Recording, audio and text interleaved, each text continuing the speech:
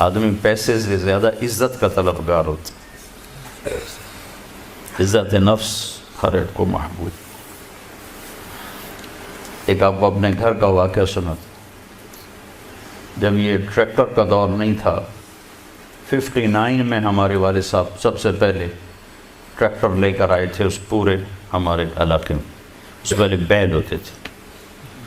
عزت نفس پہ یاد آتا کہ عزت نفس مال سے بھی زیادہ محبوب ہوتی. ایک ہمارے بیل نے چارہ کھانا چھوڑ دیا، ٹھیک ٹھاک بیل. تو ہمارے والد صاحب نے ڈاکٹر بلوایا، اس نے وہ ٹیکا ویکا لگایا، لیکن اس نے پھر بھی نہیں کھایا. تو ایک ہماری برادری کا دیسی حکیم تھا، اس کے پاس اس زمانے میں راستے ہوتے نہیں تھے. تو والد صاحب نے گھوڑے پر نوکر کو بھیجا جو اس کو اٹھا کے لایا. اس نے بیل کو دیکھا، کہنے لگا میاں صاحب اس کو پٹھے کون ڈالتا ہے چارہ؟ کہا جی یہ ہے ہمارا کسائی، دتو کسائی. اللہ دیتا نام تھا، دتو کیا کہتے ہیں، دتو کسائی. اس کو بیل کے آگے بٹھایا اور جوتا اتارا اور 5 سال جوتے اس کے سر میں مارے. پھر کہنے لگا اب چارہ ڈالو. جب چارہ ڈالا تو وہ بیل کھانے لگا. یہ میرے گھر کا واقعہ ہے، کوئی سنایا نہیں. تو میرے والد صاحب حیران ہو کر کہنے لگے ایک ہی وہ. کہا جی میں نے اس کو چیک کر لیا تھا، اس کو کچھ نہیں تھا. یہ آپ کے نوکر نے اس کو کہیں کوئی ڈنڈا سوٹا مارا ہے، تو وہ غصہ کر گیا تھا کہ میں اس سے کیسے بدلہ دوں.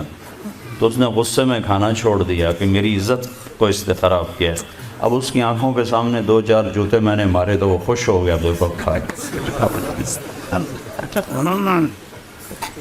عزت کی طلب کوئی ناجائز نہیں ہے، یہ انسانی ضرورت. مال کی طلب ناجائز نہیں ہے، انسانی ضرورت. ہاں اس کے حدود ہیں، اس کے اندر تو ضرورت ہے، اس کے باہر پھر کوئی کہیں تکبر بن جاتا ہے، کہیں ظلم بن جاتا ہے، کہیں زیادتی ہے. حدود کے اندر. ایک حدیث سنا دیتا ہوں، اس مسلمان کو عزت دینا کتنا ضروری ہے. میرے نبی نے فرمایا 1 روپیہ سود کھانا 36 دفعہ زنا کرنے کے برابر. 1 روپے یعنی 1 پاؤنڈ سود کھانا 36 دفعہ زنا کرنے کے برابر تھا. اس کے بعد آپ نے فرمایا اور تمہیں بتاؤں سب سے بڑا سود کیا ہے؟ جب 1 پاؤنڈ کا سود 36 دفعہ زنا کے برابر ہے تو آپ نے فرمایا اب تمہیں بتاؤں سب سے بڑا سود کیا ہے؟ الاستطالۃ فی عرض المسلم، مسلمان کو بے عزت کرنا سب سے بڑا سود.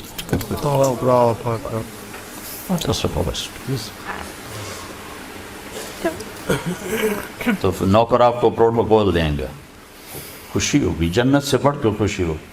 تو نوکر چلے جائیں گے، پھر اللہ کا اشارہ ہوگا، ٹک ٹک ٹک ٹک ٹک ٹک ٹک دروازے کھلیں گے تو فرشتے آئیں گے. والملائکۃ یدخلون علیہم من کل باب. اب یہ کروڑوں کی تعداد میں آئیں گے، کہیں گے سلام علیکم سلام علیکم سلام علیکم. چاروں طرف سے جب سلام ٹھوکیں گے کہیں گے بھائی تم نورانی مخلوق ہمیں سلام کیوں کر رہے ہو؟ کہیں گے بما صبرت، وہ جو آپ نے لندن میں صبر کی زندگی گزاری، یہ اس کے بدلے میں ہمیں اللہ نے کہا جاؤ سلام کر. غفلت کے دیس میں آپ نے بیدار ہو کے زندگی گزاری، اندھیر نگری میں آپ نے اللہ کو سامنے رکھ کے زندگی گزاری. جب چاروں طرف شراب اور زنا عام تھا، آپ نے اللہ سے ڈر کے زندگی گزاری. سلام سلام سلام. تو فرشتوں کے سلام ان کو ہوا میں اڑا دے گا. یہ میں پہلے دوبارہ کہہ رہا ہوں کہ عزت نفس، عزت کی طلب بہت بڑی طلب ہوتی ہے، مال سے بھی زیادہ، ڈگریوں سے بھی زیادہ. تو فرشتوں کا سلام انہیں ہوا میں اڑا. فرشتے ابھی وہ اس سلام کا مزہ لے رہے ہوں گے کہ فرشتوں نے سلام. اور آئیڈیل ہوم بتا رہا ہوں، آئیڈیل. تو ایک دم میرے رب کا عرش ایسے کھلے گا، ایک دم نور بھی نور چھا جائے گا. جب ایسے آنکھیں اٹھا کر دیکھیں گے واہ واہ واہ، اللہ سامنے ہوگا اور اللہ کہے گا سلام قول من رب الرحیم، اب تمہارا رب بھی تمہیں سلام پیش کرتا ہے، اور پروٹوکول کی آخری حد، تمہارا رب تمہیں سلام پیش کرتا ہے، سلامان قولا من رب الرحیم، رب رحیم، اے میرے بندو، اے میری بندیو جنہوں نے دنیا میں مجھ سے ڈر کے زندگی گزاری، میں تمہارا رب تمہیں سلام پیش کرتا ہوں اور تمہیں مرحبا کہتا ہوں، تمہیں ویلکم کرتا ہوں۔ پھر میرے نبی نے فرمایا اللہ ہر ایک کا نام لے کر حال پوچھے گا، ہر مرد عورت کا نام لے گا، نام لے کر گئے کیا حال ہے، ٹھیک ہے، کوئی تکلیف تو نہیں، کوئی حاجت تو نہیں، کوئی پریشانی تو نہیں۔ تو جب یہ اللہ کو دیکھیں گے کہیں گے یا اللہ ہم تو تیری عبادت ہی نہ کر سکتے، ہمیں تو پتہ ہی نہیں تھا تو ایسے حسن و جمال والا ہے، کیا یہ ہو سکتا کہ ہم تو یہ ایک سجدہ کریں جیسے لندن میں کرتے تھے؟ یہ وہی کہہ سکیں گے جو نماز پڑھتے تھے، جو نہیں پڑھتے وہ کیسے کہہ سکیں گے؟ کیا یہ ہو سکتا ہے کہ ہم تمہیں ایک سجدہ کریں جیسے دنیا میں کرتے تھے؟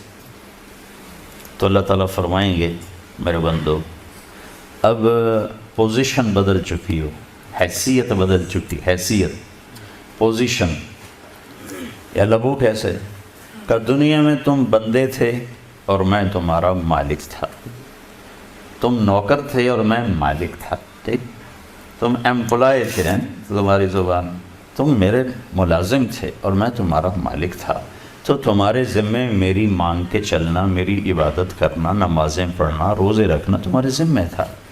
اب جنت میں آ کے حیثیت بدل گئی ہے، اب تم مہمان ہو اور میں تمہارا میزبان ہوں۔ کیا ہوسٹ کہتے ہیں میزبان کو؟